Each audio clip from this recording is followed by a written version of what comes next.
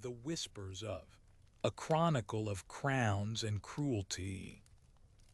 Welcome, dear listeners, to a journey back in time, to an age shrouded in mist and legend, where the very fabric of society was woven with threads of both dazzling spectacle and profound despair.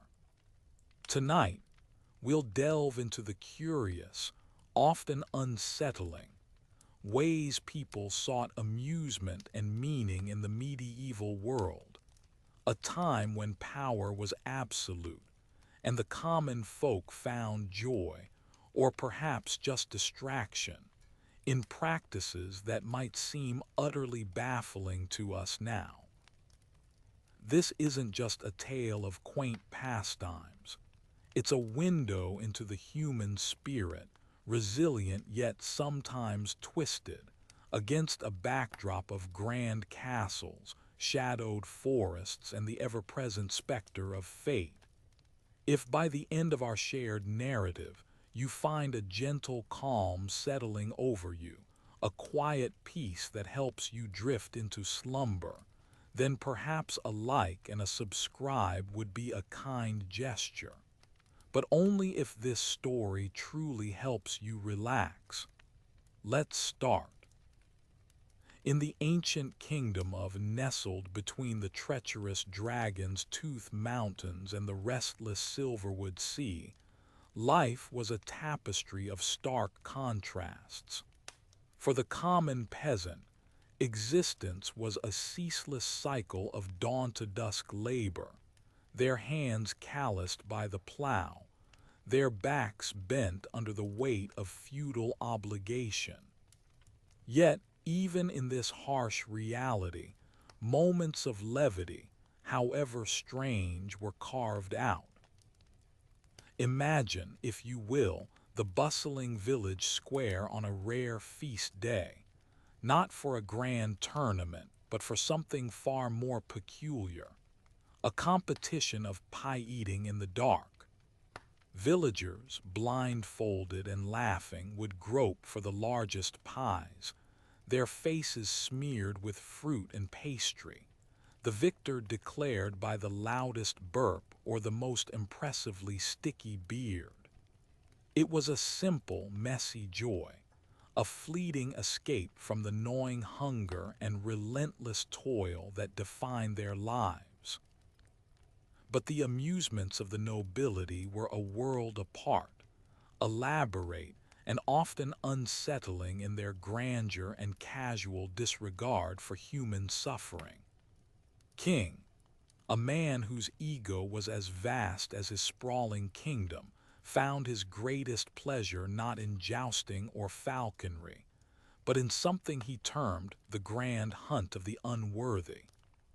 This was no ordinary hunt for deer or boar. No, quarries were often men, those unfortunate souls accused of petty theft, vagrancy, or simply incurring the king's displeasure. They would be given a head start, perhaps an hour or two, into the dense, perilous forest, armed with nothing but their wits and the desperate hope of escape. Then the king and his retinue, mounted on their finest steeds, accompanied by a pack of snarling hounds, would pursue. The thrill for was not in the kill itself, but in the chase, the agonizing prolongation of fear, the exercise of absolute power over another's fleeting life. The forest, usually a source of timber and wild game, became a grim arena, its ancient trees silent witnesses to the king's cruel sport. Queen Lyra, a woman whose beauty was only outmatched by her cunning, had her own macabre diversions. She was fascinated by oddities, not just from distant lands, but from within her own court. She maintained a gallery of grotesques, a collection of individuals with physical deformities or unusual talents, forced to perform for her amusement. There was Barnaby, the contortionist, whose joints seemed to defy human anatomy, twisting himself into impossible shapes while the queen sipped spiced wine, occasionally flicking a coin at his feet, and whose voice, once praised for its angelic purity, had been cruelly damaged in a childhood accident, leaving her with a haunting, guttural rasp. Lyra delighted in her sing-songs, forcing to perform ancient ballads, her broken voice a strange counterpoint to the elegant music, all for the queen's peculiar entertainment. The nobles, ever eager to curry favor, would feign delight, their smiles plastered on, while a quiet unease settled in their hearts. They knew that royal favor was a fickle thing, and today's jester could be tomorrow's hunted.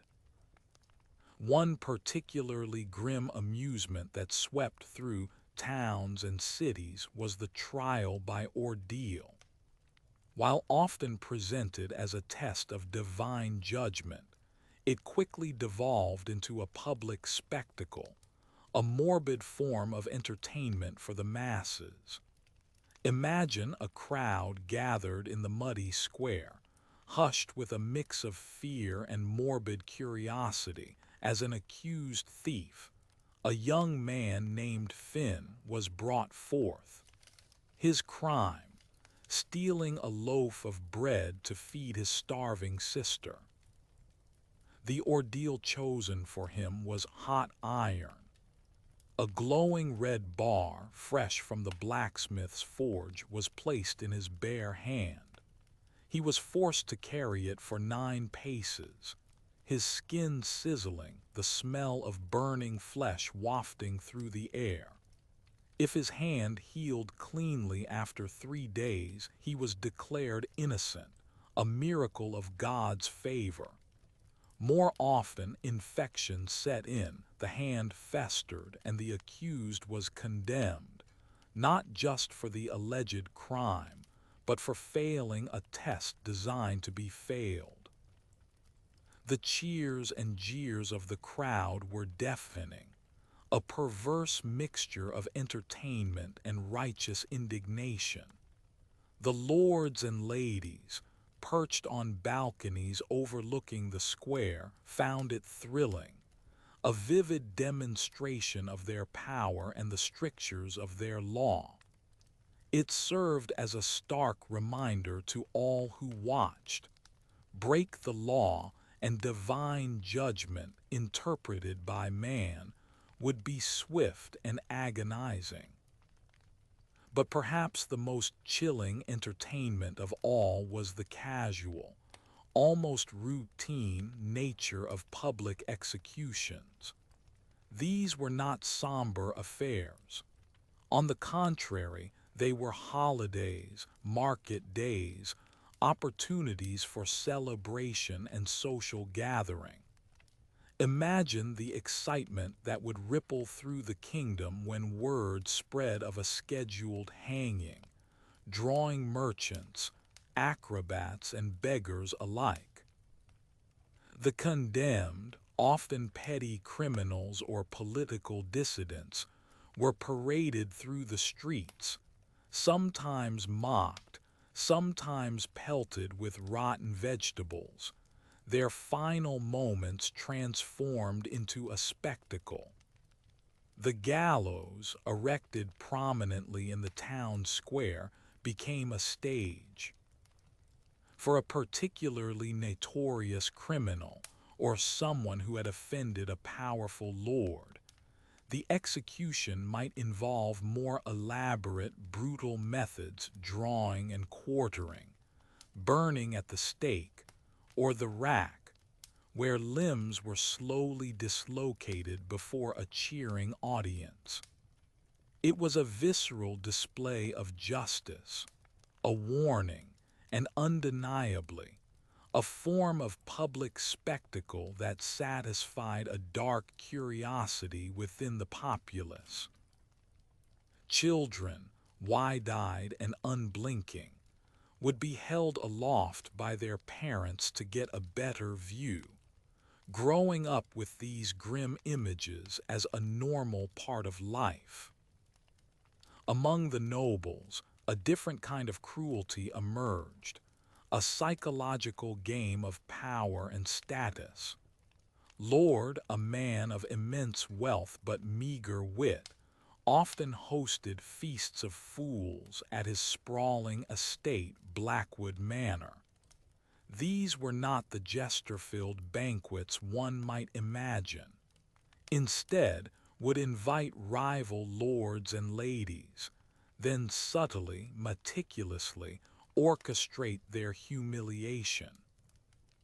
He might swap their wine with watered-down vinegar, replace their expensive silks with scratchy wool cloaks just before a grand entrance, or, more cruelly, whisper false rumors designed to pit them against one another.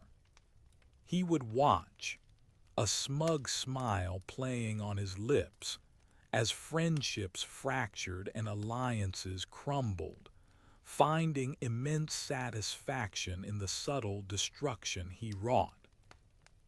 His guests, trapped by etiquette and the fear of offending a powerful man, would endure these slights with forced smiles, their humiliation a private agony, fueling's twisted sense of amusement.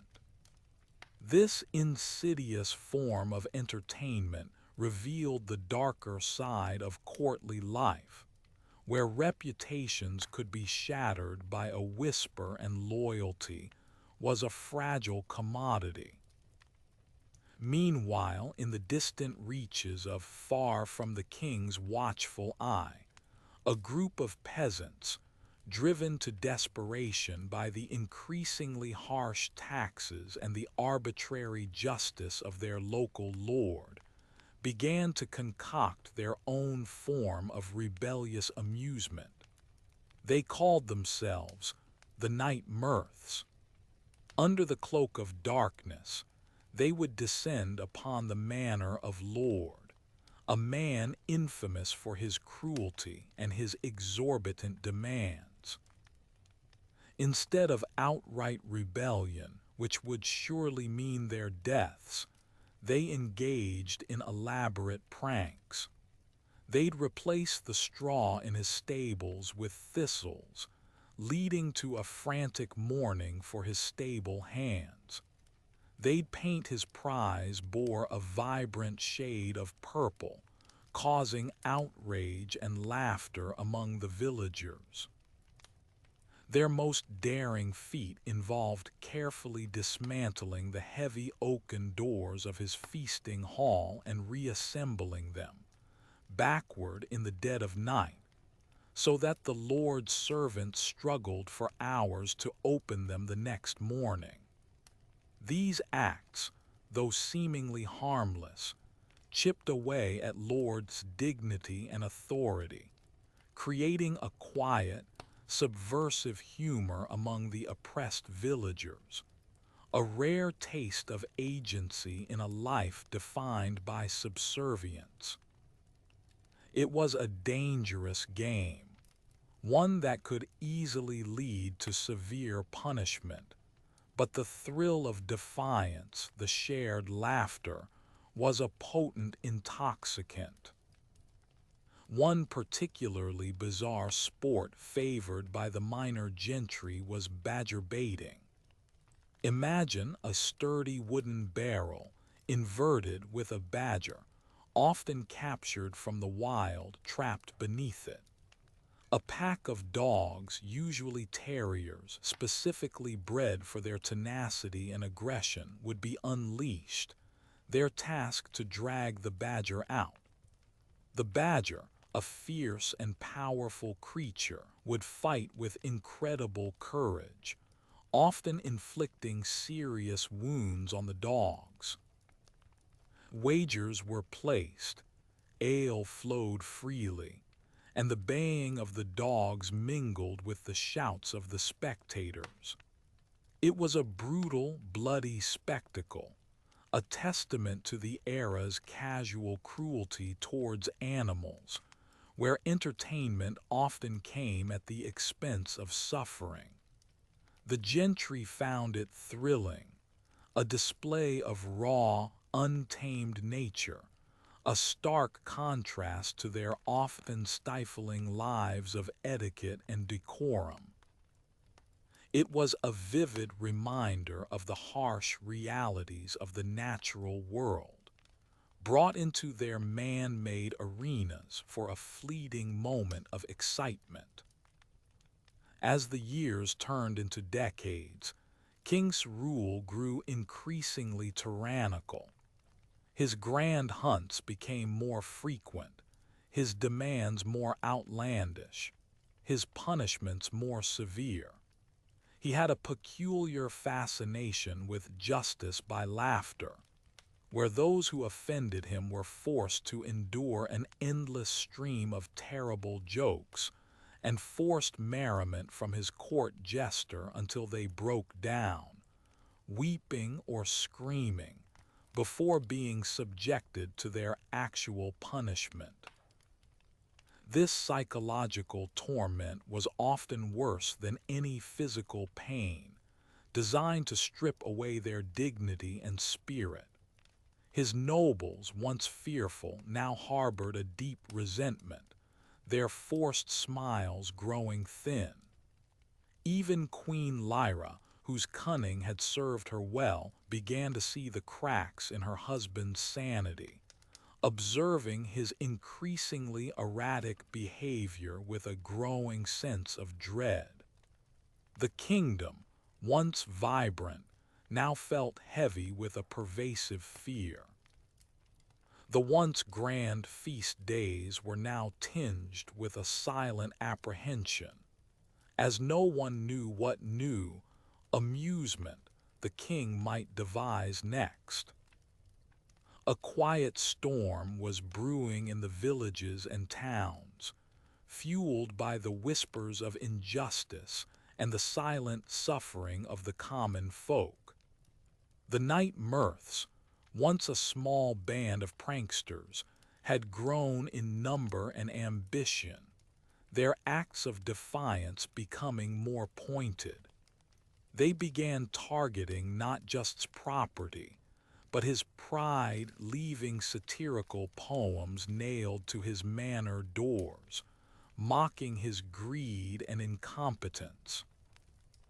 These poems, written in a crude but effective verse, would spread like wildfire through the village, sparking hushed laughter and a dangerous sense of collective empowerment.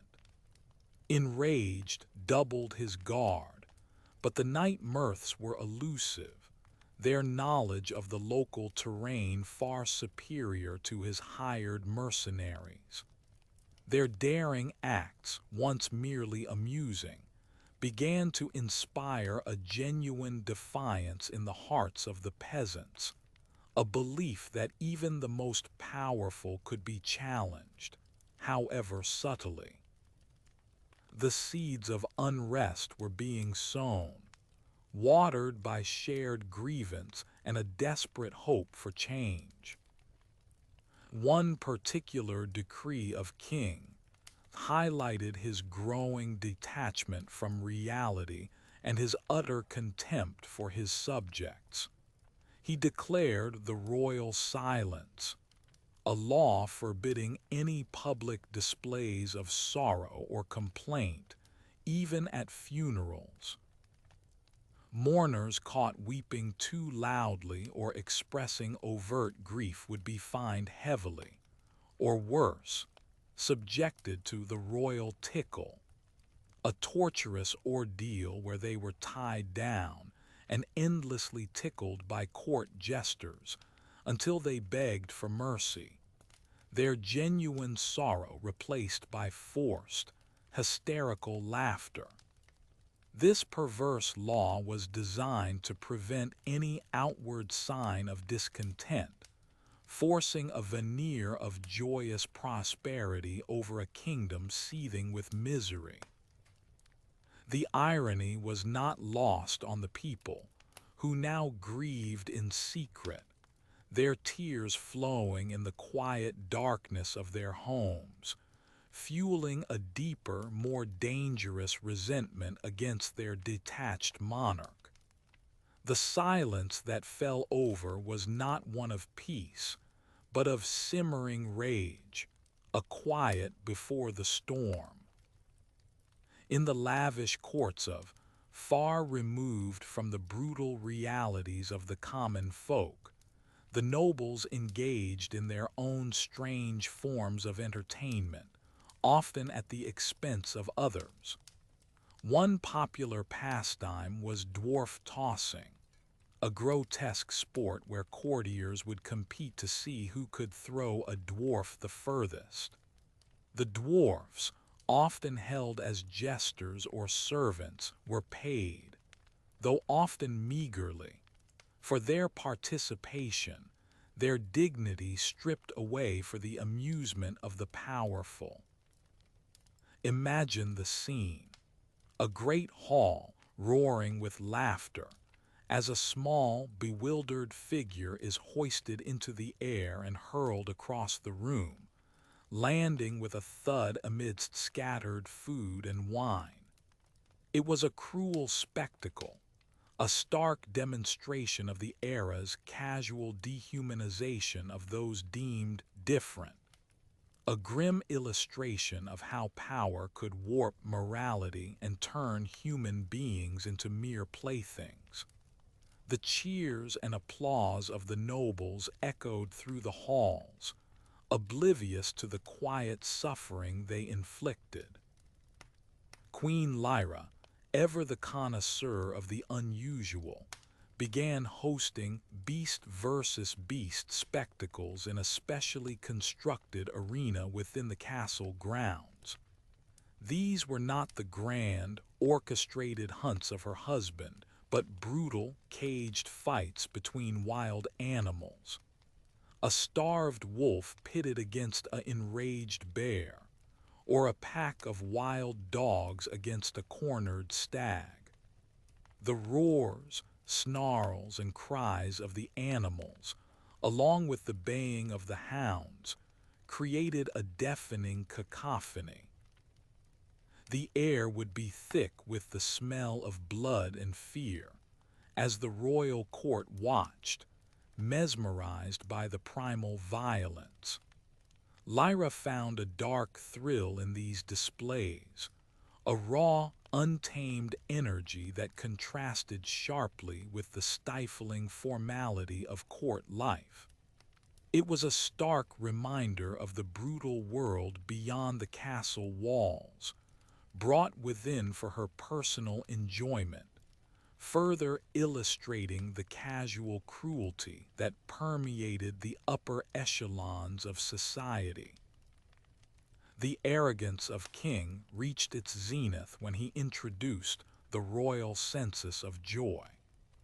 He decreed that every household must submit a weekly report detailing all instances of joy experienced by its members.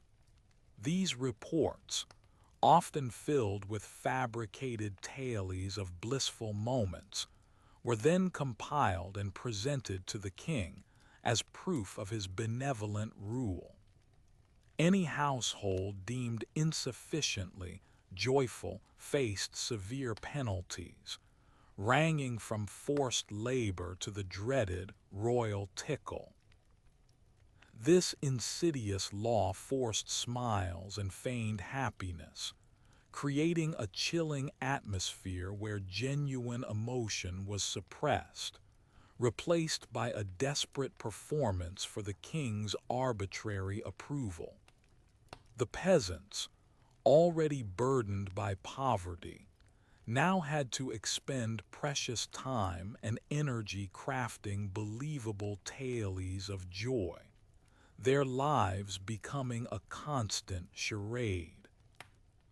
This was perhaps the most perverse of amusements, turning the very concept of happiness into a weapon of control and a twisted form of entertainment for a delusional monarch.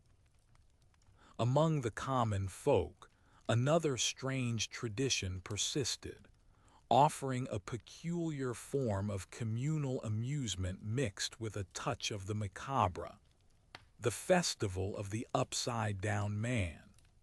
Once a year on the longest night, a carefully chosen effigy of a local unpopular official, or sometimes even a symbolic representation of hardship itself, would be constructed. This effigy, made of straw and old clothes, would then be hung upside down from the tallest oak in the village square. Throughout the night, villagers would gather, sharing stories, singing satirical songs about the upside-down man, and even throwing rotten vegetables at the effigy. At dawn, with much fanfare, the effigy would be taken down, paraded through the village, and finally ceremonially burned, its ashes scattered in the river. It was a cathartic ritual, a chance to collectively express grievances and frustrations in a symbolically safe manner, a release valve for the pressures of medieval life. The shared laughter and the act of symbolic rebellion, however fleeting, provided a much-needed sense of unity and defiance against the injustices they faced daily. However, the whispers of dissent grew louder, fueled by the night mirth's continued acts of defiance and the increasing despair of the populace. A young peasant woman named, the same who once sang with a broken voice for Queen Lyra, had secretly joined the night mirths. Her gentle demeanor masked a fierce intelligence and a burning desire for justice. She started to weave real stories of suffering into the satirical poems left for Lord, transforming them from mere pranks into powerful calls for action. She spoke of starving families, of fields left fallow due to impossible taxes, of the dehumanizing royal silence, and census of joy. Her words, imbued with a quiet power, began to ignite a spark in the hearts of the villagers, transforming their laughter into a grimmer resolve. The lines between amusement and rebellion blurred, as the very acts of playful defiance started to serve a more serious purpose. King, meanwhile, remained oblivious, consumed by his own warped sense of pleasure. His latest obsession was the grand masquerade of identity, where nobles were forced to swap clothes, titles, and even their spouses for a single night, a chaotic social experiment designed to expose the true nature of his courtiers. The resulting confusion, accidental insults, and frantic attempts to maintain dignity provided him with endless amusement. But beneath the surface of forced laughter and awkward exchanges, alliances shifted, rivalries intensified, and grudges deepened. The thin veil of courtly civility began to tear, revealing the raw ambition and simmering resentment that lay beneath. Queen Lyra, observing this spectacle with her usual shrewdness, saw an opportunity. The king's erratic behavior had alienated even his most loyal supporters, and the masquerade was only accelerating his downfall. She began to discreetly gather her own loyalists, whispering promises of a more stable, less cruel future for the common folk. Inspired by passionate words and the growing courage of the night mirths, began to organize. Their secret meetings, once small gatherings in darkened barns, grew into large assemblies in the deepest parts of the forest, where the trees themselves seemed to guard their secrets. They discussed not just their grievances, but potential solutions, their anger slowly coalescing into a plan. The old amusements, the pie eating in the dark and the festival of the upside down man, now served as covers for their more serious discussions, their laughter a shield against suspicion. They remembered the brutality of the trial by ordeal and the casual cruelty of public executions, and a collective resolve hardened within them. This cycle of abuse, masked as amusement, had to end. The stage was set for a dramatic confrontation, one that would redefine the meaning of entertainment and justice in forever. Queen Lyra, sensing the imminent collapse of King's reign, moved with calculated precision. She approached the most influential and disgruntled lords, those who had suffered personal humiliation or seen their lands exploited by arbitrary decrees. Her arguments were subtle but effective. Madness threatened not just their lives, but the very stability of.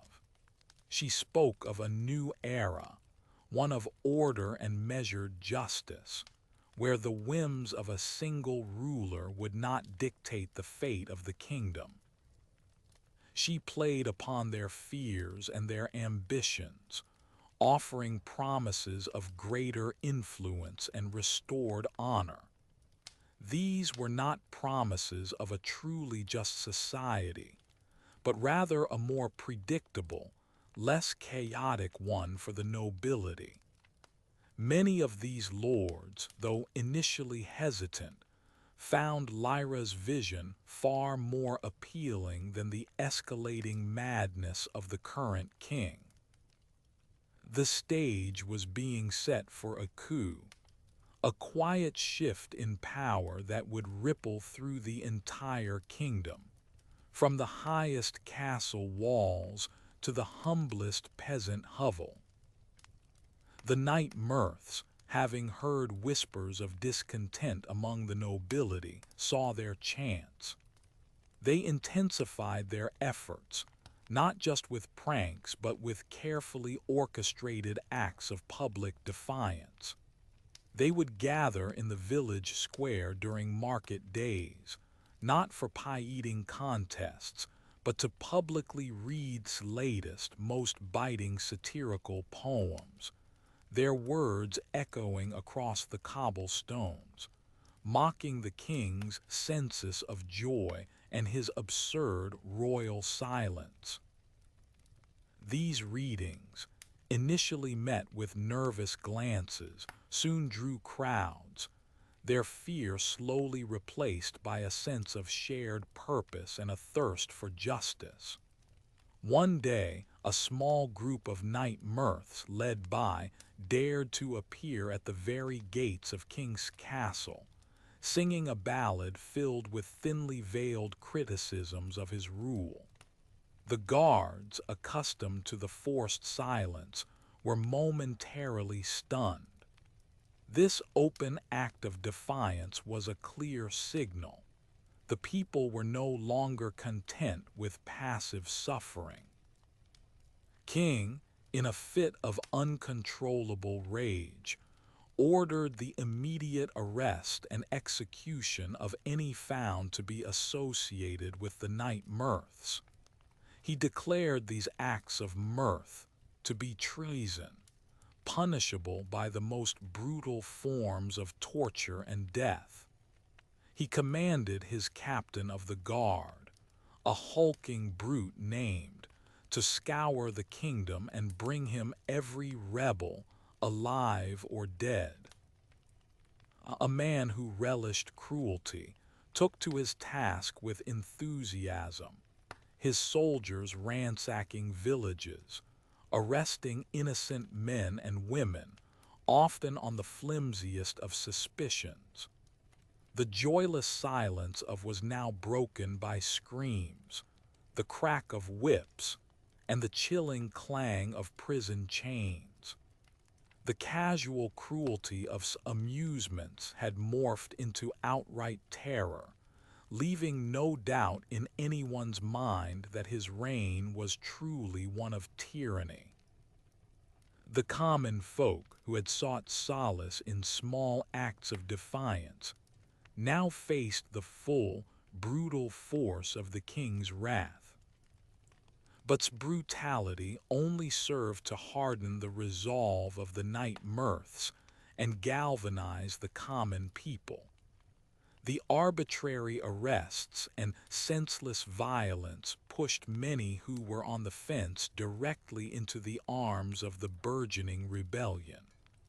Now a beacon of hope and a symbol of resistance, went underground, using her network to coordinate a more organized movement. She support from disillusioned former soldiers, skilled blacksmiths, and even a few sympathetic minor nobles who had grown disgusted with excesses. They began to hoard weapons, train in secret, and plan for a day when they could finally cast off the shackles of oppressive rule. The amusements of old, the shared laughter, now transformed into a quiet determination, a shared purpose to reclaim their dignity and their freedom. The once sleepy kingdom was now a powder keg, waiting for a single spark to ignite. The spark came not from the common folk, but from within the castle walls. Queen Lyra, having secured the loyalty of enough influential lords, decided the time was ripe. On a particularly gloomy evening, as a tempest raged outside, mirroring the turmoil within, she orchestrated the coup. King, engrossed in another one of his amusements, forcing his most timid courtier to publicly wrestle a badger, was caught entirely off guard. Lyra's loyal guards, led by a seasoned knight named Sir, no relation to the despised lord, stormed the throne room.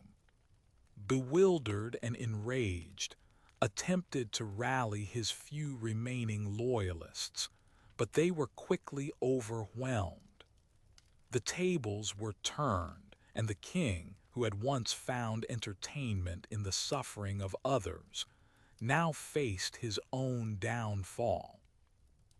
The once mighty monarch who had imposed royal silences and censuses of joy was now dragged away, his screams of protest drowned out by the thunder and the clash of steel.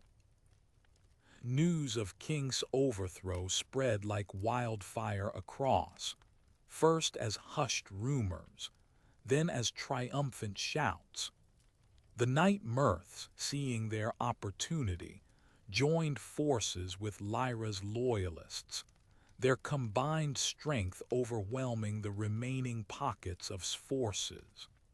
Lord, the object of so many night mirth's pranks, found his manor surrounded by an angry mob, his arrogance shattered as he was forced to surrender to the very peasants he had so cruelly exploited. The jails were opened, and those unjustly imprisoned by were freed, their emaciated forms a stark testament to the previous regime's brutality. Standing tall amidst the celebrating crowds, felt a wave of bittersweet relief. The long night of fear and forced laughter was finally over.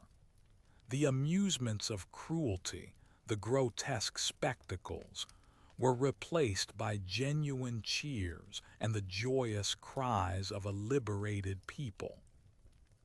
King was not executed, a decision made by Queen Lyra, who, despite her ruthlessness, understood the power of symbolism. Instead, he was subjected to his own royal tickle, a particularly cruel irony.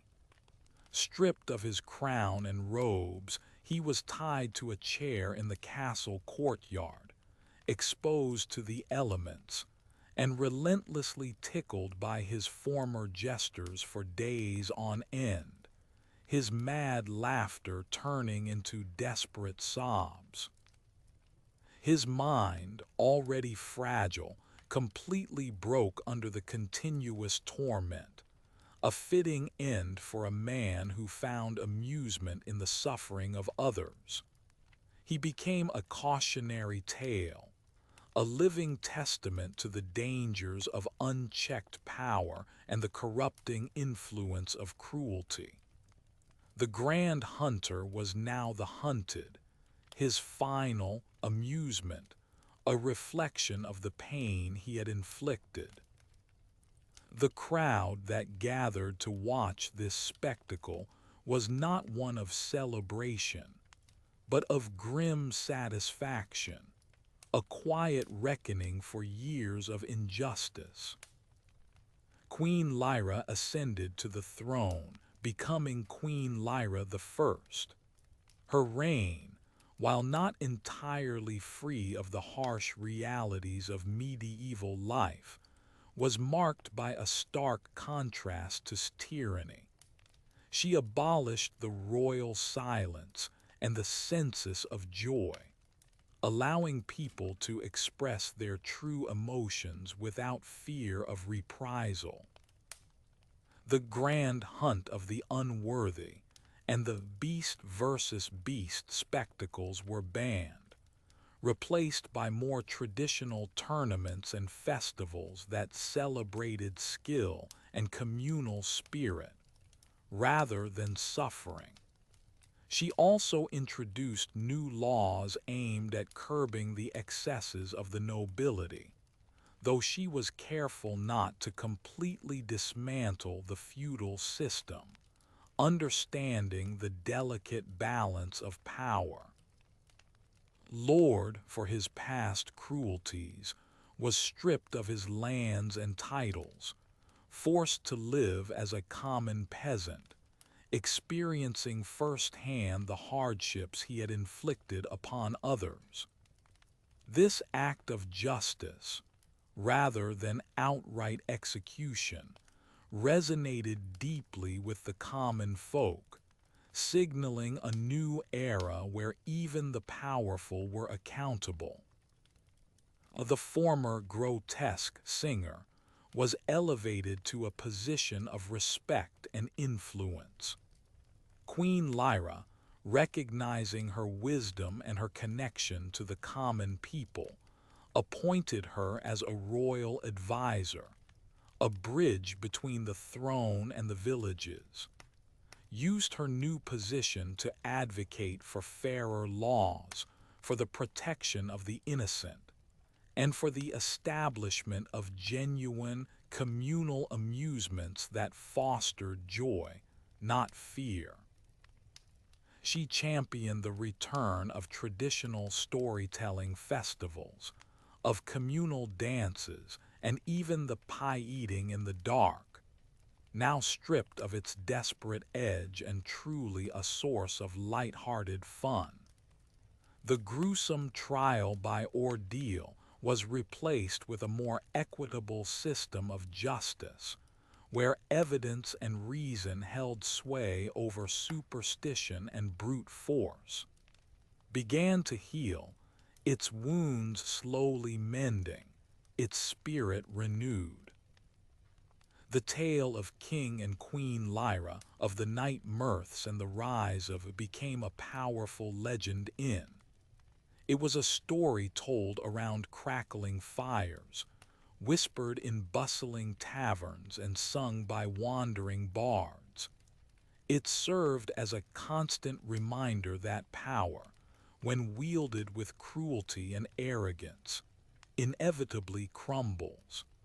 It taught that true joy could not be forced, and that genuine amusement arose from shared experience and respect, not from the suffering of others. The strange and often brutal amusements of the past were now viewed with a sense of historical distance, a testament to a darker time. The moral of the story, passed down through generations, was clear.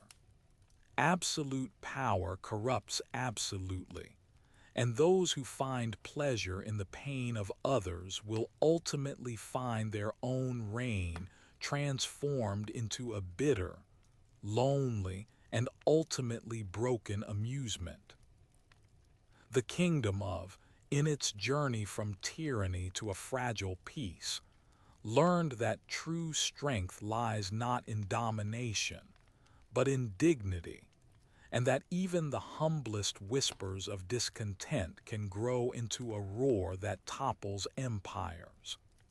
And with that, dear listeners, our journey through the strange and often unsettling amusements of medieval comes to a peaceful close. May your dreams be filled with quiet contentment. The morning mist still clung to the ancient stones of Capitol, but a new dawn had undeniably broken, with King's reign of terror brought to a definitive, if ironically cruel, end, and Queen Lyra now firmly seated on the throne. A cautious optimism began to ripple through the kingdom. Yet, change in medieval times was rarely swift or absolute, and the echoes of past cruelties lingered, not just in memory, but in the ingrained habits and expectations of the people. Lyra, a shrewd ruler, understood this. She knew that dismantling the legacy of fear required more than just new laws. It demanded a fundamental shift in culture, a redefinition of what constituted amusement and justice. Now formally known as advisor, quickly became Lyra's most trusted confidant. Her calm demeanor and deep understanding of the common folk proving invaluable. One of her first initiatives was to address the lingering shadows of gallery of grotesques. She proposed to Lyra that instead of disbanding it entirely, which might leave the individuals vulnerable and without purpose, they should transform it. The castle grounds were to host the Festival of Unique Talents, where those once forced to perform for the Queen's peculiar amusement could now showcase their skills with dignity and true appreciation. Barnaby, the contortionist, was no longer forced to twist himself into agonizing shapes, but rather performed intricate dances, his flexibility transformed into artistry. With her own voice still bearing the scars of past trauma, coached others, ensuring that each participant felt respected, their unique qualities celebrated rather than mocked. The initial audiences, accustomed to the morbid curiosity of the past, were hesitant, but soon, genuine applause filled the air, a sign that perhaps A new kind of amusement was indeed possible. However, the transition was not without its challenges. The ingrained habits of the nobility, accustomed to their privileged cruelties, proved difficult to shake. Lord, who once delighted in his feasts of fools and the subtle humiliation of his guests, found himself stripped of much of his influence under Lyra's new regime. His attempts to orchestrate social embarrassments now met with stern warnings from the queen and public scorn from other nobles who had grown weary of his antics. Lyra, with counsel, understood that simply forbidding such amusements might not be enough. Instead, she subtly encouraged new forms of intellectual competition, debates on philosophy, chess tournaments, and elaborate riddle contests. Finding his old games no longer tolerated, reluctantly engaged in these new activities, his cunning slowly being redirected towards more constructive, albeit less malicious, pursuits. It was a slow process, but gradually the focus of noble entertainment shifted from degradation to intellectual prowess. Meanwhile, in the villages, the night mirths, having played such a crucial role in the rebellion, faced a new dilemma. Their purpose, once clear, was now less defined. Recognized this, and with Lyra's blessing proposed the Village Chronicles. This initiative invited former night mirths to document the history of Serene, the abuses, the strange laws, and their own acts of defiance. They were encouraged to use their satirical talents to create plays, songs, and stories that served not as acts of rebellion, but as educational tools, ensuring that the lessons of the past would not be forgotten. The annual festival of the Upside-Down Man, once a symbol of suppressed anger, was transformed into a celebratory parade, where the effigy, now representing past injustices, was still paraded and burned, but with a sense of collective triumph and remembrance rather than desperate catharsis. The shared laughter now carried the weight of experience and the joy of freedom. One of the more challenging old amusements to eradicate was the brutal badger baiting. Lyra, understanding its deep roots among the minor gentry, did not immediately ban it outright, fearing a backlash. Instead, advised by, she introduced a series of popular hunting challenges, where skilled hunters competed in tracking and without harming animals. Prizes were lavish, and the prestige associated with winning these challenges quickly overshadowed the barbaric spectacle of badger baiting. The gentry, always eager for status and glory, slowly migrated to these new, more celebrated forms of competition. Slowly, almost imperceptibly, the old, cruel amusements began to fade, replaced by activities that celebrated skill and sportsmanship rather than senseless violence. It was a testament to Lyra's and understanding of human nature. To truly change behavior, one must offer compelling, respectable alternatives. The issue of public executions, once a gruesome form of entertainment, was perhaps the most sensitive.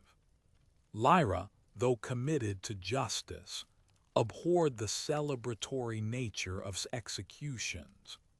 She decreed that all executions, when absolutely necessary, would be somber, private affairs, attended only by officials and a priest, conducted within the castle walls away from public view. The gallows in the town square were dismantled, replaced by fountains and community gardens. This act, while not eliminating capital punishment entirely, significantly altered its perception. It was no longer a spectacle, but a grave and solemn act of law, stripping it of its entertainment value and restoring a degree of dignity to both the condemned and the concept of justice itself. The collective memory of those gruesome market days slowly began to recede, replaced by images of peaceful public spaces. Also initiated a grand project across the kingdom. The libraries of these were not grand castle libraries, but small communal spaces in every village and town, where stories, histories, and even the old satirical poems of the night mirths were collected and preserved. Scribes were trained from among the common folk, ensuring that literacy spread, and that the knowledge of their past, both good and ill, was accessible to all. This was a radical idea for its time, but Lyra, seeing the wisdom in empowering her people through knowledge, supported it wholeheartedly. These libraries became centers of learning and communal gathering, fostering a new kind of amusement, the joy of reading, of shared narratives, and of understanding their own history. It was a quiet revolution, one book, one story at a time, slowly reshaping the intellectual landscape of. As the years passed, Queen Lyra's reign became known as the era of measured progress. She was a fair but firm ruler, balancing the needs of the nobility with the well-being of the common folk. Her personal amusements, a stark contrast to, centered around the patronage of arts and sciences. She commissioned grand tapestries depicting history, supported skilled musicians and playwrights, and even funded expeditions to distant lands, not for conquest, but for knowledge and trade. Her court, once a hotbed of intrigue and cruel games, transformed into a center of culture and learning, attracting scholars and artists from across the known world.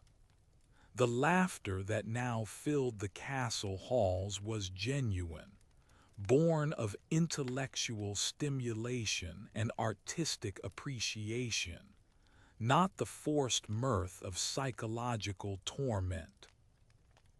Whose broken voice had once been a source of amusement for a cruel queen, found her own joy in teaching and storytelling. She would travel throughout, visiting the new libraries, sharing tales of old, but always emphasizing the lessons learned.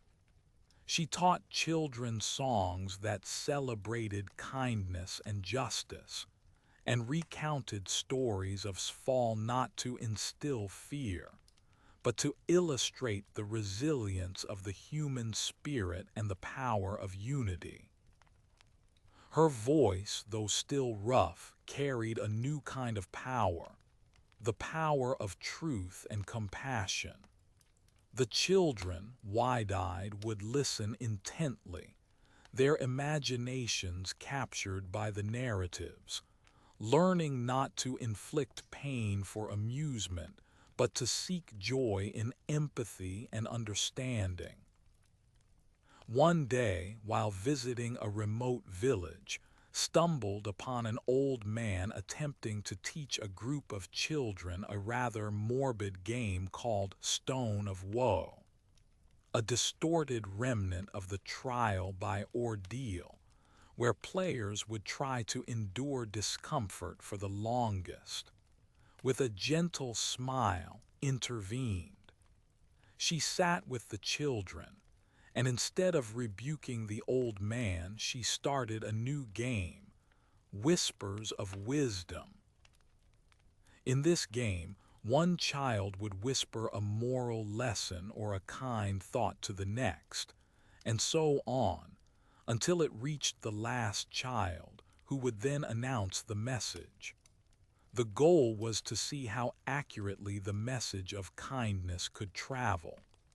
The children, enchanted by the new game, quickly embraced it, their laughter filling the air with genuine joy, not the forced or fearful kind. It was a small moment, but it beautifully illustrated the profound shift occurring across the kingdom, once defined by its strange and cruel amusements, had slowly but surely transformed.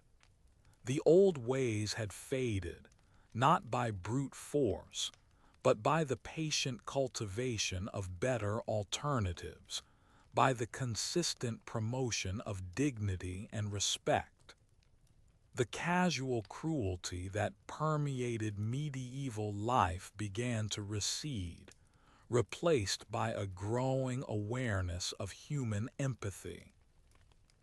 The lessons learned from tyranny were etched into the collective memory, that true power lay in benevolence, not brutality, that justice, when truly blind, served all, not just the privileged, and that the most enduring forms of amusement were those that brought people together in shared joy, not those that divided them through pain and humiliation.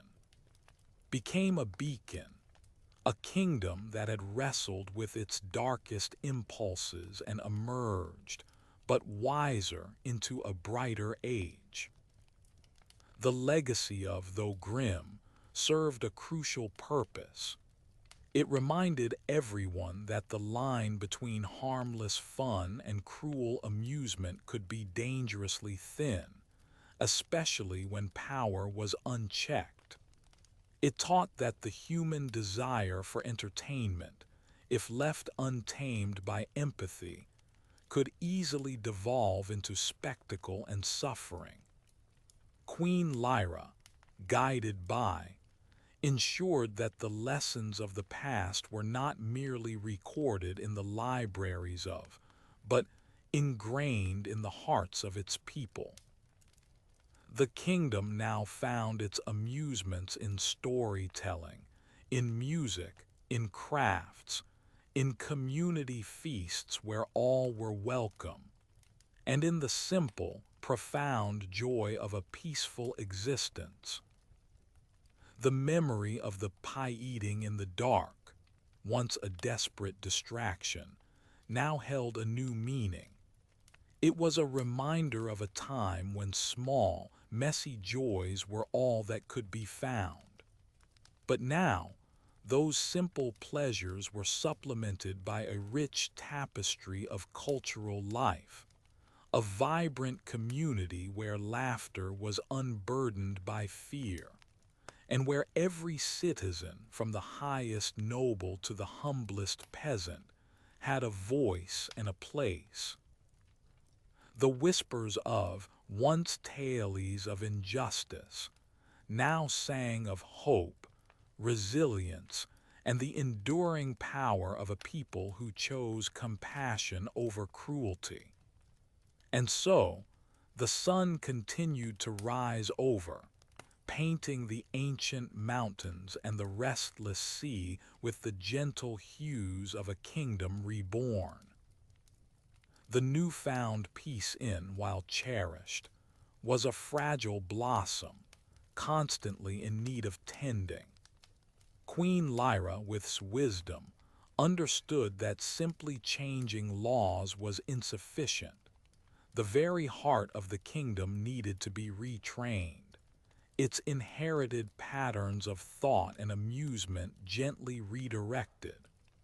One particularly pervasive and difficult custom to truly root out was the subtle, often unconscious, cruelty embedded in the interactions between different social classes. The nobility had long viewed peasants as little more than chattel, their lives and feelings inconsequential. This attitude manifested in countless small ways, from the casual dismissal of a peasant's plea to the use of rough, demeaning language. To address this, proposed the Guild of Shared Crafts. This was an innovative concept where skilled artisans from both noble and peasant backgrounds were encouraged to collaborate on projects. Imagine, if you will, a master carpenter from a humble village working side by side with a young lord who possessed a flair for design, both contributing to the construction of a new bridge or a grand feast table. Or a peasant woman renowned for her intricate weaving teaching her craft to a noble lady, who, in turn, might share her knowledge of rare dyes. These interactions, facilitated by the Queen's patronage, slowly began to break down centuries of ingrained prejudice. The shared goal, the mutual respect for skill, and the simple act of laboring together fostered an understanding that went beyond social rank. Laughter and camaraderie emerged not from the humiliation of others, but from shared accomplishment. It was a quiet, steady erosion of the invisible walls that separated society. However, not all amusements were easily transformed. The practice of mock battles between villages, once a source of competitive fun but often escalating into genuine brawls, was a persistent issue.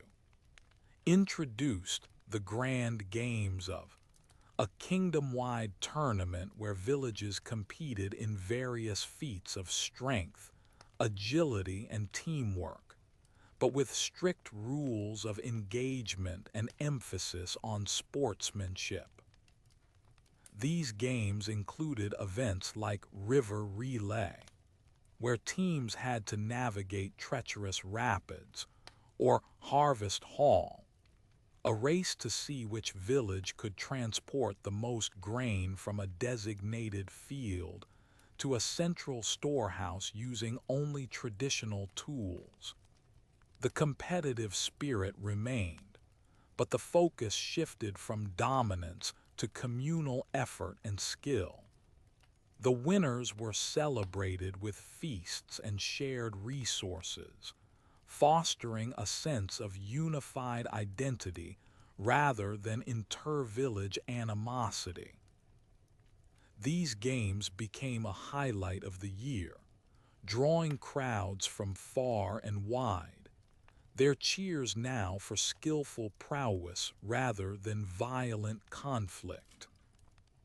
Meanwhile, the former captain, King's brutal enforcer, remained a stark reminder of the kingdom's dark past. Lyra, after much deliberation decided against his execution. Instead, was sentenced to the labor of reflection.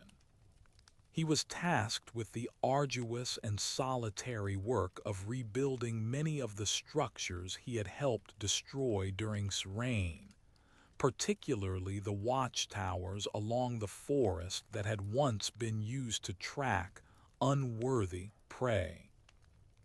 He was given no special tools or assistance, only the raw materials and his own strength.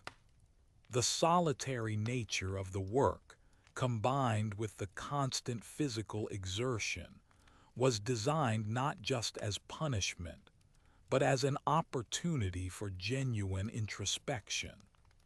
The sight of the once feared captain, laboring alone, his arrogance broken, served as a powerful, silent lesson to any who might still harbor desires for cruelty. It was a subtle, yet profound act of justice that emphasized rehabilitation over mere vengeance.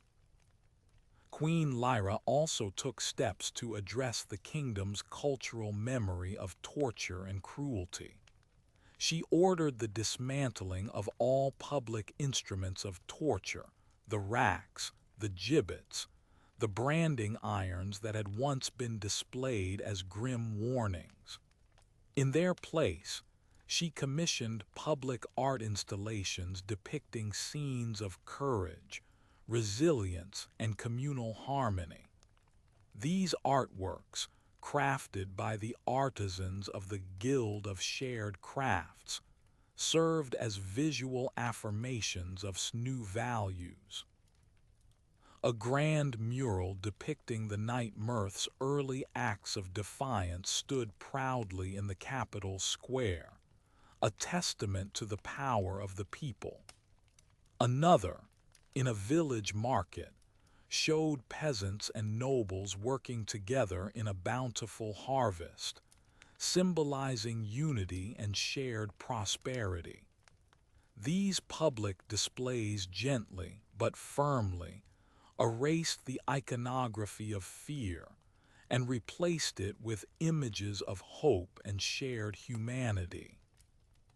Its influence continued to grow, not through force or decree, but through the power of narrative. She began to write the Ballads of, a collection of epic poems and songs that chronicled the kingdom's history, from its founding myths to the recent, dramatic events of fall and Lyra's ascension. These ballads were performed by traveling bards and sung in taverns and homes, ensuring that the stories of justice, courage, and the triumph over tyranny became deeply embedded in the kingdom's cultural fabric. The ballads also subtly challenged the old, ingrained notions of entertainment by celebrating acts of empathy and wisdom rather than cruelty or spectacle.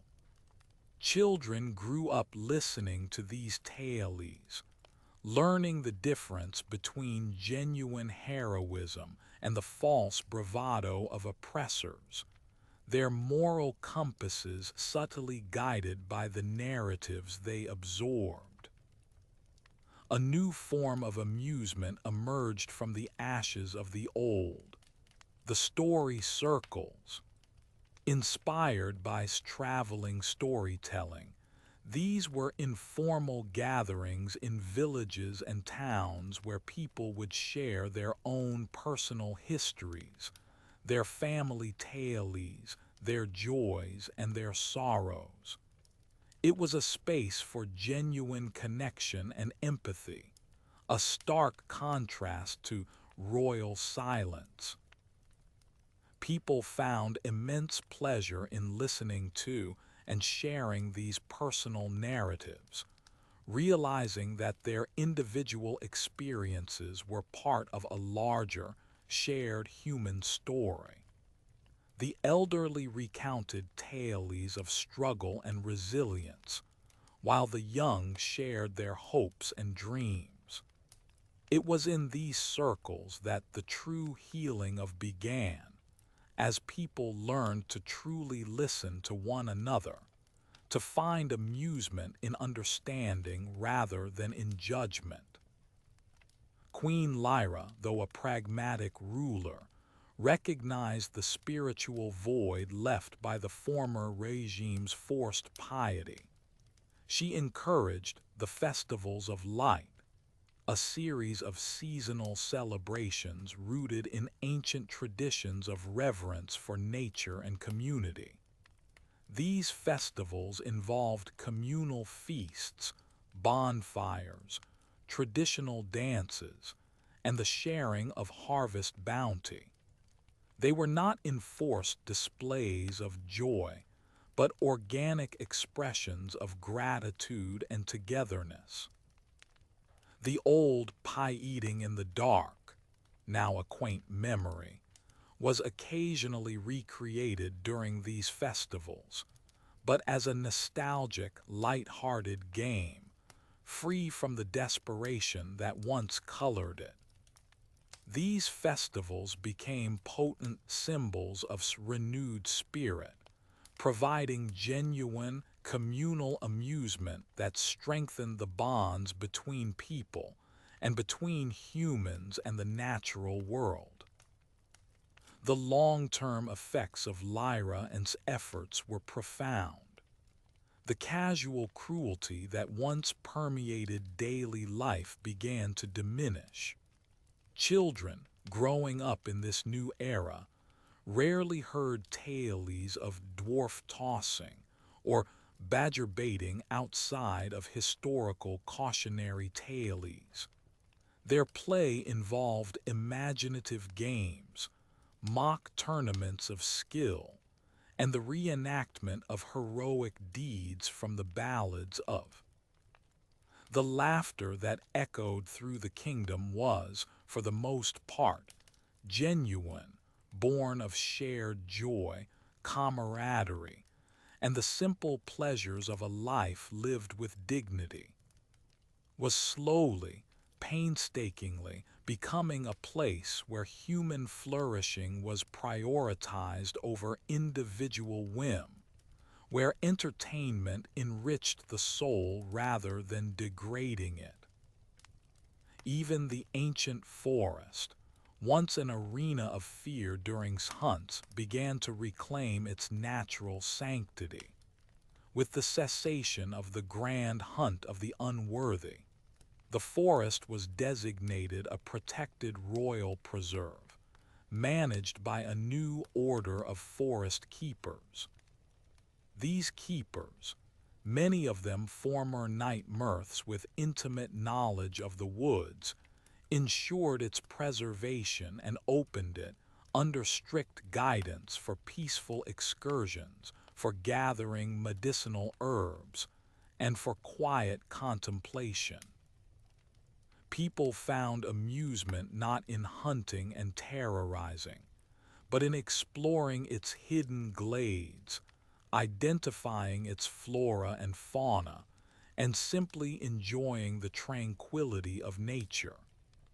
The forest, once a symbol of dread, transformed into a place of wonder and peace, another testament to its profound transformation.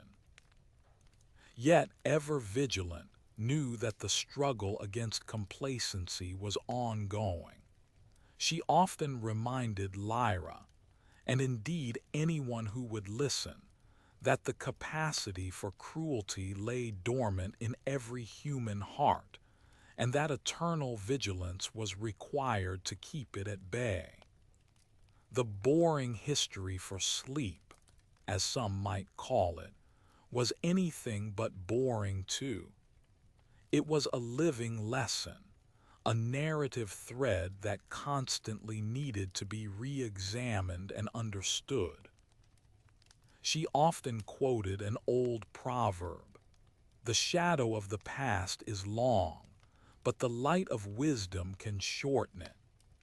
Her life's work became ensuring that hard-won wisdom, forged in the fires of suffering and reborn in the spirit of compassion, would continue to guide its future generations, ensuring that the strange and cruel amusements of the past would forever remain just that, history, never to be repeated.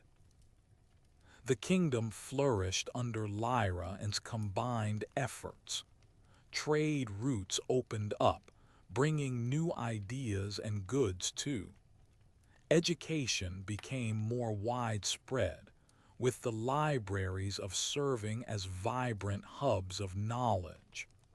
The rigid class distinctions began to soften, not disappear entirely, for that was the nature of the age, but they were certainly less brutal, less absolute. The stories of Serain, the cruelties, the forced joy, the grotesque amusements, became part of the cautionary tales told to children, not to frighten them, but to teach them the value of empathy and justice. The moral of this enduring chronicle, whispered across the generations was not merely that tyranny falls, but that true strength and lasting joy stem from a foundation of respect, compassion, and the shared dignity of all beings. The strange things people did for fun in medieval times, particularly those born of cruelty or desperation, served as a stark reminder that the pursuit of amusement, when untethered from ethics, can lead to the darkest corners of the human soul. Learned through bitter experience and eventual triumph, that the most profound and satisfying forms of enjoyment are found in the shared laughter of community, the pursuit of knowledge, the beauty of art, and the simple, peaceful contentment of a just society. And in the quiet evenings, as the stars began to pepper the sky, the sounds that drifted from the villages and towns were no longer the forced merriment of fear, nor the brutal cheers of spectacle, but the gentle hum of contented life, the soft melody of a lullaby, and the warm, genuine laughter of families sharing a peaceful existence. The narrative of transformation continued, slow and deliberate like the turning of seasons, yet profound in its impact. While the grossest cruelties had been purged, the subtler forms of injustice, deeply woven into the feudal system, required constant vigilance. Queen Lyra, guided by, initiated a comprehensive review of the kingdom's laws, a task of immense complexity given the fragmented and often contradictory legal traditions of medieval times. This was no swift decree but a meticulous, years-long endeavor aimed at harmonizing justice and reducing arbitrary power. One area of particular concern was the arbitrary fines and punishments meted out by local lords for minor transgressions. These often served as a source of amusement for the lords, watching peasants scramble to pay disproportionate penalties for infractions like gathering too much firewood from the lord's forest or allowing their livestock to stray onto noble lands. To counter this, proposed the peasants' advocate system. This established a network of respected, literate commoners, often former knight mirths, who were trained in the basics of the law and empowered to represent their fellow villagers in disputes with local lords. Their presence, backed by the Queen's authority, brought a much-needed layer of fairness to local justice. Lords could no longer simply laugh off a peasant's plea. They now faced an informed voice that could appeal directly to the crown if justice was. This system didn't dismantle the feudal structure, but it instilled a vital sense of accountability, turning legal processes from a lord's casual entertainment into a more serious, equitable procedure. The concept of honor among the nobility also presented a unique challenge. Duels, though often regulated, were still a common way for lords to settle disputes, often for trivial slights. While these were not amusements in the same vein as hunts, they were spectacles of violence that frequently led to loss of life and destabilized the social order. Lyra, with counsel, began promoting courts of honor, specialized tribunals where disputes between nobles could be arbitrated by a panel of respected elders and knights, based on principles of chivalry and justice. Instead of a bloody duel, the satisfaction of honor was achieved through public declaration and restitution. To make these courts appealing, Lyra imbued them with significant prestige, making attendance and adherence to their rulings a mark of true noble character. Over time, the thrill of a duel was slowly replaced by the intellectual and moral challenge of defending one's reputation through reasoned argument, a new form of entertainment for the discerning noble. The Guild of Shared Crafts expanded its influence, fostering not just collaboration but also cultural exchange.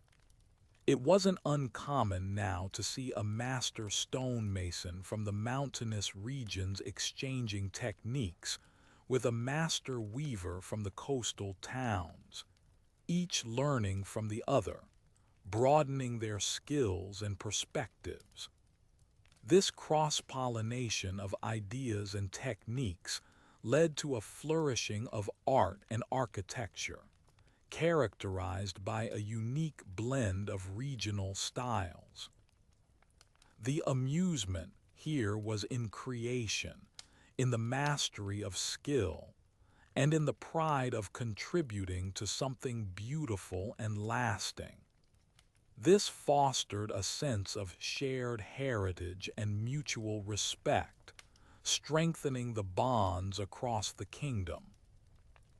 Education, championed by through the libraries of, continued to be a cornerstone of the new. The libraries, once mere collections of scrolls, evolved into true community centers, hosting not just storytelling circles but also workshops on practical skills, basic literacy classes for adults, and even rudimentary lessons in mathematics and natural philosophy. The joy of learning, once a privilege of the few, became an accessible amusement for many.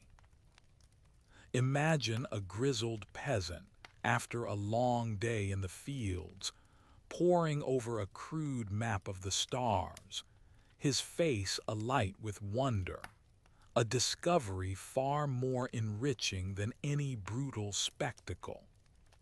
This intellectual awakening was a quiet but powerful force, slowly eroding superstition and ignorance, replacing them with curiosity and reasoned thought. One fascinating tradition that Lyra chose to preserve, albeit with significant modifications, was the royal procession. Under these had been grand, intimidating displays of power, with the king's soldiers marching with grim precision, designed to instill awe and fear. Lyra transformed them into celebrations of the kingdom's unity and prosperity. The royal processions now featured the artisans of the Guild of Shared Crafts displaying their wares, the participants of the grand games parading their banners, and the bards of the ballads of singing their epic tales. The queen herself, instead of being shrouded in imperial aloofness, would ride openly, acknowledging the cheers of the crowd, often accompanied by, symbolizing the unity of ruler and people. The amusement was no longer in the oppressive display of power, but in the joyous celebration of collective identity and shared progress.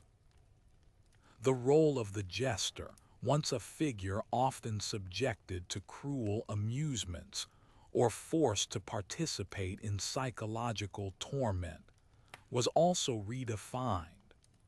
Under Lyra's court, jesters became true comedic artists, their wit and satire serving to gently critique power and entertain through genuine humor, rather than through personal degradation.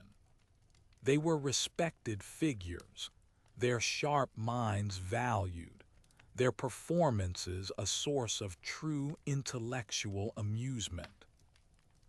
This transformation reflected a broader shift in where laughter was no longer a tool of oppression or a mask for fear, but an authentic expression of joy and insight. However, the shadow of Srain occasionally resurfaced. Old prejudices died hard, and sometimes a remote village or a particularly isolated lord would attempt to revive one of the old, cruel amusements, perhaps a small-scale badger baiting event or an informal trial by ordeal. When these instances were discovered, Lyra's response was firm but measured. Instead of immediate, brutal punishment, the culprits would be brought before the courts of honor or subjected to the labor of reflection, echoing fate. The goal was always education and rehabilitation, not merely retribution. Would often personally visit such communities, not to lecture, but to engage in story circles, gently reminding them of the lessons of the past and the path towards a more compassionate future. This patient persistence, this unwavering commitment to education over coercion, was key to enduring transformation. The kingdom, as it entered a new century, began to forget the visceral fear of rule, replacing it with a quiet pride in its hard-won peace. The children, born long after the dark times, heard the tales of cruelty and strange amusements as distant echoes, warnings from a bygone era, their lives filled with genuine laughter and the simple joys of a just society. Was not a utopia. Medieval life remained challenging, but it was a kingdom that had consciously chosen empathy over cruelty, dignity over degradation. The lessons were clear.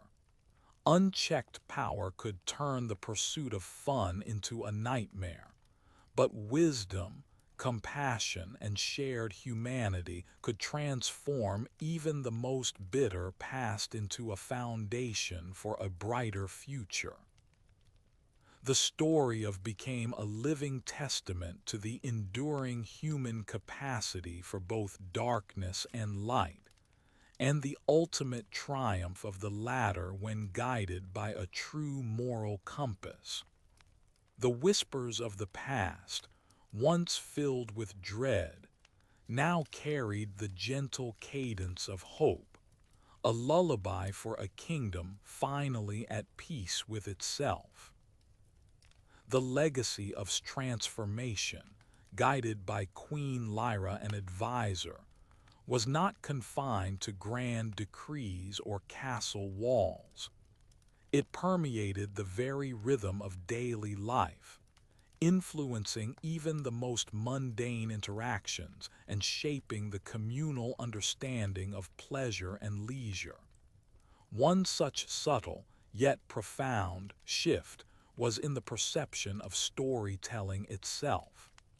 Under narratives were often propaganda, tales of the king's invincibility or fear parables. Now through ballads of and the story circles, storytelling regained its ancient power as a communal art form, a source of both entertainment and moral instruction. Bards, once carefully controlled or dismissed as mere entertainers, became revered figures, traveling from village to village, not just with epic tales of heroic deeds, but with narratives reflecting the triumphs of ordinary people, the ingenuity of artisans, and the quiet resilience of communities. Imagine a family gathered around a hearth, listening to a bard recount the tale of the river relay from the Grand Games, or the story of a common peasant advocating successfully against an unjust lord through the peasants' advocate system. These stories, rich with local flavor and moral depth, fostered a sense of shared identity and reinforced the new values of. The amusement found in these narratives was in recognizing oneself and one's community within the grand tapestry of the kingdom's history. A deep, resonant pleasure, far removed from the superficiality of forced entertainment. Another aspect that saw remarkable change was the treatment of prisoners.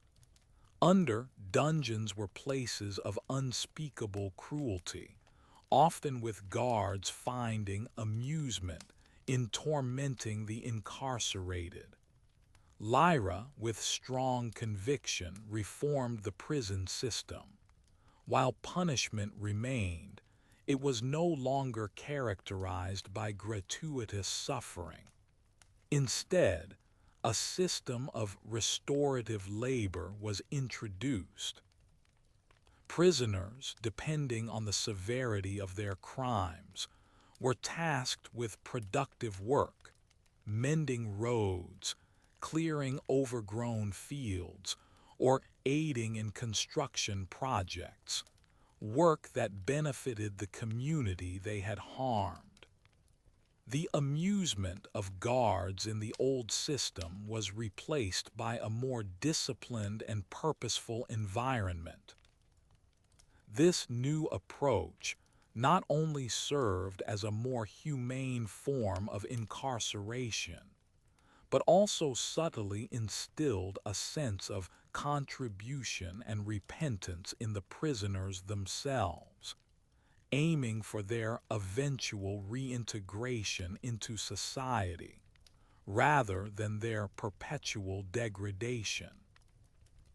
The concept of feasts also evolved. Under previous reigns especially, banquets were often ostentatious displays of power, sometimes even used for public humiliation as seen in feasts of fools. Lyra's court, while still maintaining traditional grandeur, emphasized inclusivity and genuine celebration. The festivals of light and the triumphant celebrations after the Grand Games were prime examples. Here, nobles and prosperous merchants mingled with skilled artisans and respected peasant representatives, their shared laughter and merriment a true reflection of communal joy. The food, though plentiful, was celebrated for its local origins and the hard work of those who cultivated it, rather than merely its exotic rarity. These gatherings became true expressions of unity, a stark contrast to the performative, often cruel, amusements of the past. The pleasure derived was from connection, from shared abundance, and from the simple act of breaking bread together in peace. Even the children's games saw a noticeable shift. While universal childhood mischief remained, the darker imitations of adult cruelty, like mock badger baiting or crude trials by ordeal, gradually disappeared. Instead, children played elaborate games of Knights of Compassion, where the goal was to rescue and protect, rather than conquer and subjugate. They reenacted scenes from the ballads of where heroes displayed wisdom and mercy. Their play became a fertile ground for cultivating empathy and cooperation, subtly preparing them for a society that valued these qualities. The laughter of children was now light and innocent, unburdened by the echoes of adult cruelty. Its influence also extended to the realm of medicine and healing. Recognizing the inherent fear and superstition that often accompanied illness in medieval times, she championed a more holistic approach. Healers, once viewed with suspicion or as mere purveyors of potions, were now encouraged to share their knowledge through public demonstrations in the Guild of Shared Crafts. Herbal remedies were openly discussed. Basic hygiene practices were taught in the libraries of, and even the simple act of comforting the sick became a communal responsibility rather than an isolated burden. This shift didn't create amusement in the traditional sense, but it brought immense relief and fostered a sense of care and collective well-being, replacing the fear of illness with the hope of healing and communal support. The joy here was in alleviation of suffering, a profound and quiet satisfaction. The old practice of dwarf tossing, a particularly dehumanizing form of entertainment, was utterly banished. Lyra, with adamant urging, issued a strong decree condemning such acts as an affront to human dignity. Those who had been subjected to such cruelty were offered positions of respect and purpose within the court or the guilds, their unique talents celebrated rather than exploited. This absolute prohibition, enforced with unwavering resolve, sent a clear message throughout. The exploitation of any individual for the amusement of others would not be tolerated. It was a powerful statement about the inherent worth of every individual, regardless of their physical form. The forests and wildlands of, once places for dangerous hunts and cruel games, were slowly being rewilded and managed with a new respect for nature.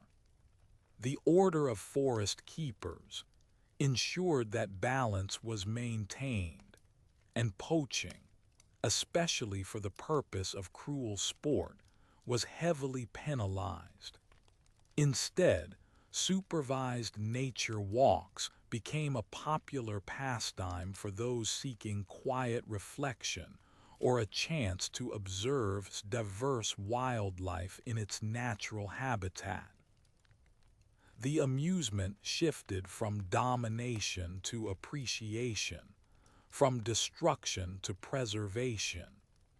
This environmental consciousness, a rare concept for the medieval era, further underscores transformation into a more enlightened and compassionate kingdom.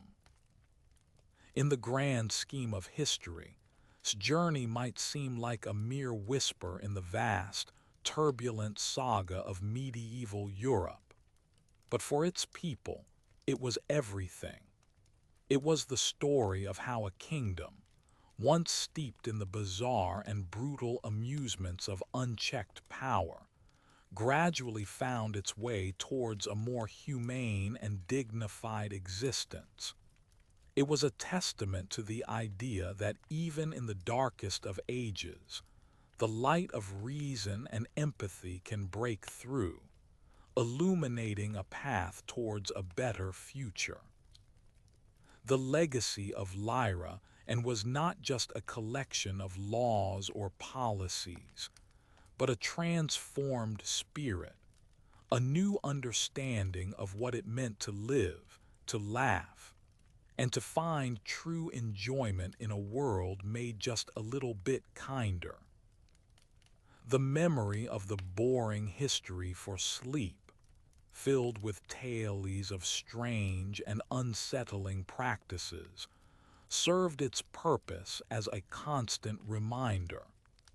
It instilled a deep-seated caution, an understanding that progress was never guaranteed, and that the seeds of cruelty could always sprout anew if not actively guarded against. Learned that the pursuit of genuine joy and lasting peace required constant effort, a continuous commitment to empathy, and an unwavering belief in the inherent dignity of every soul. And so, as the generations turned, the kingdom continued to thrive, its stories of transformation whispered down through time, a comforting and enduring lullaby of hope. The steady, measured progress of under Queen Lyra and advisor was a remarkable feat, particularly in an age often defined by stagnation and cyclical violence.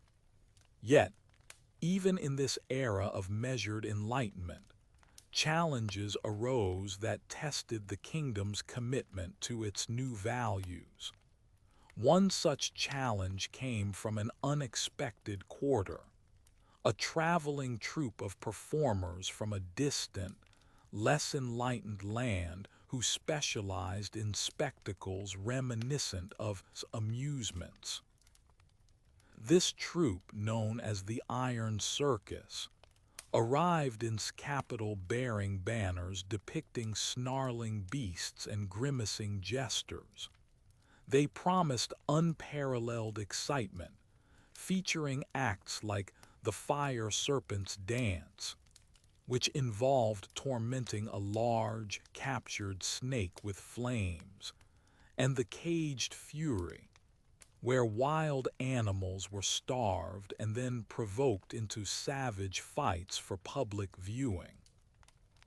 Word of their arrival spread rapidly, stirring a dormant curiosity in some of the older citizens who remembered the raw, visceral entertainment of time, and a morbid fascination in a few of the younger, less informed nobles who had only heard tales of such cruelty.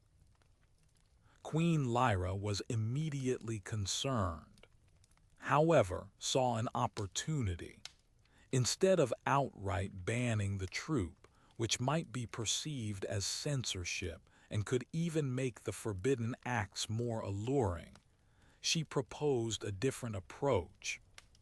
She suggested that the Iron Circus be allowed to perform, but only under strict supervision and with a counter-narrative presented by its own bards and guild of shared crafts.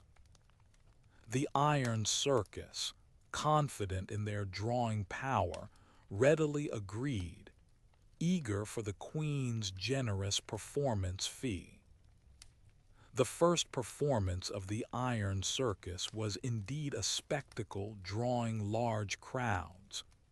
The Fire Serpent's dance elicited gasps of shock and some cheers, though many found it deeply unsettling. The Caged Fury, a brutal fight between a badger and a starved wolf, brought back chilling memories for the older generation, and some turned away in disgust. However, immediately following these acts had arranged for bards to perform. They sang the ballads of, specifically those chronicling the horrors of Serain and the suffering caused by such cruel amusements. The Guild of Shared Crafts then presented a beautiful, intricate tapestry depicting the harmonious coexistence of animals in the forest, a stark visual contrast to the brutality just witnessed. The juxtaposition was powerful. The raw, fleeting thrill of the Iron Circus's acts was immediately followed by a profound emotional and intellectual counterpoint. The audience, having just witnessed cruelty, was then reminded of its cost and its history.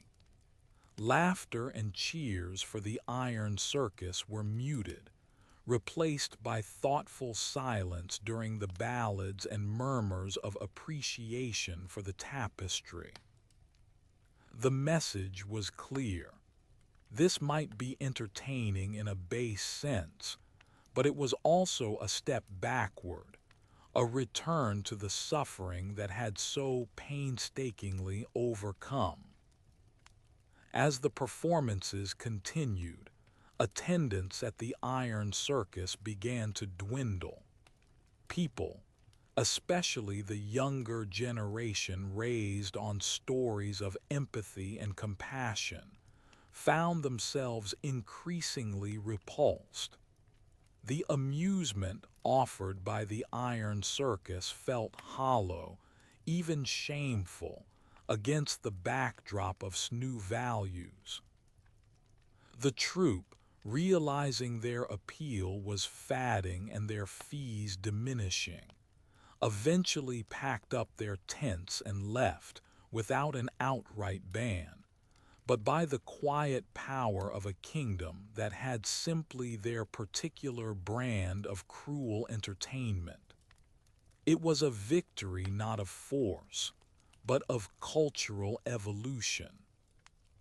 This incident Lyra and's belief that true, lasting change came from within, from the hearts and minds of the people. It demonstrated that education and empathy were far more potent tools than mere prohibition. The libraries of it continued to expand, now incorporating detailed histories of other kingdoms, allowing the people of to learn from diverse experiences and to appreciate their own hard-won peace. Literacy rates soared, and with them, a more informed and engaged populace emerged, capable of critical thought and resistant to the allure of facile, cruel pleasures. The Guild of Shared Crafts also began to focus on the preservation of traditional arts and crafts, ensuring that the unique cultural heritage of the kingdom was celebrated and passed down through generations. This created a new kind of amusement, the joy of creating, of connecting with one's ancestors through skill, and of contributing to the vibrant tapestry of culture. Apprenticeships became highly sought after, and the mastery of a craft brought immense respect and communal pride. As the years advanced, Lyra, now a revered monarch and a wise and beloved elder stateswoman, looked upon with a quiet satisfaction. The strange things people once did for fun, those echoes of a darker past, had truly become just that: history. Not boring history, but vital history, a constant reminder of how far they had come. The kingdom was not perfect, for no human society ever is, but it was a place where justice was sought, where empathy was valued, and where amusement uplifted the spirit rather than degrading it. The very air felt different. The fear that once permeated the silence was gone, replaced by the gentle hum of activity, the genuine laughter of children at play, the spirited discussions in the village squares, and the melodic strains of bards singing tales of courage and compassion. The setting sun still painted the dragon's tooth mountains in hues of purple and gold, and the silverwood sea still whispered its ancient secrets. But now, the human landscape resonated with a different song, a song of peace, dignity, and shared humanity.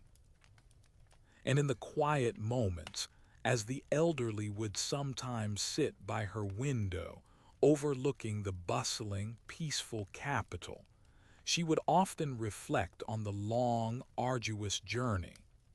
She would recall the pie-eating in the dark, the brutal hunts, the forced merriment, and the silent suffering. And then she would hear the laughter of children playing in the sunlit square below, a sound so pure and unburdened, and a gentle smile would grace her lips. This, she knew, was the true amusement, the lasting legacy of a kingdom that chose light over shadow. And as the evening star appeared, twinkling softly, she would drift into a peaceful slumber, the sounds of a truly contented as her lullaby. This, dear listeners, is the complete story of A Chronicle of Crowns and Cruelty, transformed by compassion. May its lessons bring you a restful night. The long, winding saga of transformation, indeed, found its peaceful resolution in the twilight years of Queen Lyra and Advisor. Their combined wisdom had steered the kingdom through tempestuous waters, guiding it from the depths of cruel amusement to the shores of genuine communal joy. But the very nature of enduring change meant that new generations, born into this more enlightened era, needed to be constantly reminded of the journey, lest the lessons of the past fade into mere whispers of forgotten history.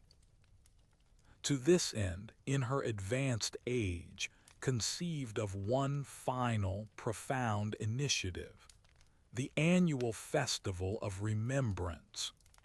This was not a somber memorial, but a vibrant, living history lesson, designed to engage all senses and all ages. Each year, on the anniversary of King's overthrow, the capital and villages across would host interactive displays.